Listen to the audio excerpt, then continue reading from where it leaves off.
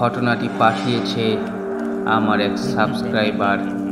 তার ভাষায় আমি নিজের মতো করে গল্পটি শোনাবার চেষ্টা করলাম।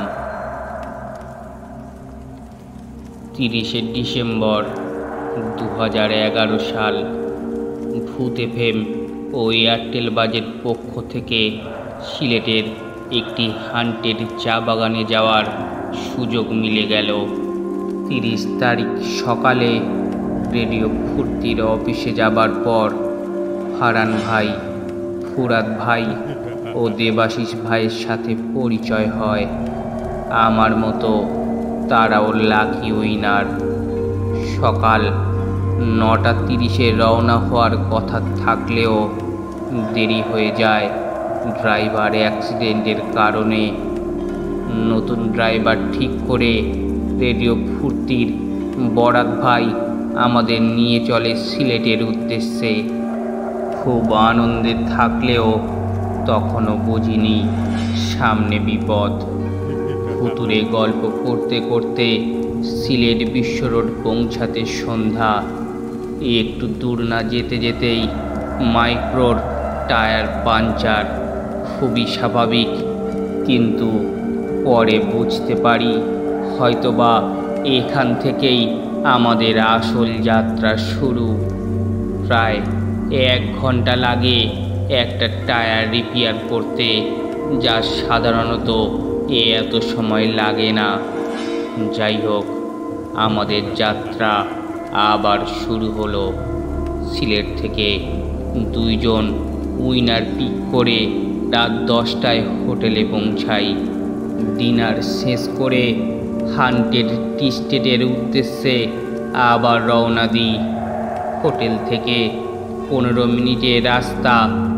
যথেষ্ট গ্যাস থাকা সত্ত্বেও গ্যাস শেষ। গ্যাস নিয়ে চা বাগানে পৌঁছাই রাত 12টার মাত্র 10 মিনিট আগে। পুরো শুনশান এলাকা, চা বাগানে গার্ড পর্যন্ত নেই। থমথমে এক পরিস্থিতি। চা বাগানের শেষ প্রান্তে জঙ্গল। এই সেই চা বাগান যেখানে জুজু নামক বাচ্চা খেকোর কথা শুনতে পাওয়া যায়। আছে একটি কবরস্থান যেখানে চা বাগানের শ্রমিকদের কবর দেয়া হয়। এই জঙ্গলে নাকি মাথা কাটা যুবতীর লাশ পাওয়া যায়। আমাদের কাজ শুরু। ইতিমধ্যে আমরা 2 বার অন এয়ারে গেছি। রাসেল ভাইয়ের কথা মতো আমরা 2 জন করে 4টা দলে 8 জনে ভাগ হয়ে যাই। আমার জীবনের অন্যতম অধ্যায় শুরু হতে যাচ্ছে। আমি আর ফারহান ভাই চা বাগানের ভিতর দিয়ে হাঁটছি। খুব একটা শীত ছিল না, 15 থেকে 17 ডিগ্রি সেলসিয়াস, কিন্তু চা বাগানের ভিতরে কুয়াশা। তখন আর মনে হয়নি যে শীত তো এত না যে কুয়াশা থাকবে। হঠাৎ আমি কিছু অনুভব করতে থাকি। আমার পিছনে হয়তো কিছু আছে। ভয় লাগছে আমার। আমি সবার ছোট। মনে মনে ভাবলাম এরকম জায়গায় ভয় লাগাটাই তো স্বাভাবিক, কিন্তু আর পারছি না। এবার পিছনে তাকালাম সাহস করে। দেখি কিছুই নেই, কিন্তু একটু দূরে দেখতে পাই কুয়াশার মধ্য দিয়ে মানুষ হেঁটে গেলে যেভাবে কুয়াশা ফাঁকা হয়ে যায় ঠিক তেমনি ফাঁকা হয়ে গেছে। কিন্তু দূর থেকে দূরে কাউকেই দেখতে পেলাম না। ঠিক এমন সময় ফারহান ভাই এর মোবাইলে ফুরাদ ভাইয়ের ফোন আসে। দেবাশিস ভাই কবরস্থানে অনেকগুলো কালো ও সমান সাইজের কুকুর দেখতে পায়।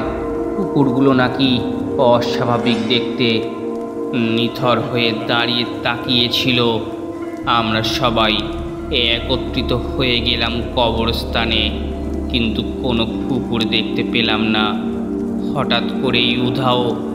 এমন সময় বন্য শেয়ালের গণবিদারী আওয়াজে সেফ জায়গায় যেতে বাধ্য হলাম। অত্যাধিক কিছু না হোক, এই বন্য শেয়ালের হিংস্র থাবায় পড়তে চাই না। চা বাগানের শুরুতে একটা বাংলো টাইপের পুরানো বাড়ির সামনে গিয়ে থামলাম। 10 মিনিটের মধ্যে এত কিছু হয়ে গেল। আমরা ফোনের মাধ্যমে লিসেনারদের সাথে শেয়ার করলাম, তারপর কিছু ছবি তুললাম। রাত 2:30-এ হোটেলে ফিরে এলাম। পরের দিন ঢাকার উদ্দেশ্যে রওনা দিলাম। মাইক্রোতে সবাই ছবিগুলো দেখতে লাগলাম। আশ্চর্য হলাম কয়েকটা ছবি দেখে।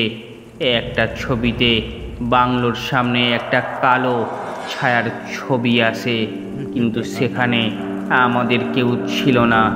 আর চা বাগানের তো গার্ডও নেই, তবে ছবিটি কার? পরে জানতে পারি চা বাগানে একটি মন্দির আছে, যেখানে প্রতি বছর 13 বছরের কুমারী মেয়ের গলা কেটে বলিদান করে। বুঝতেই পারছেন জায়গাটা কেমন হবে। ঢাকা আসার সময় আমাদের অনেক প্রবলেম হয়, তা শেয়ার করতে চাচ্ছি না।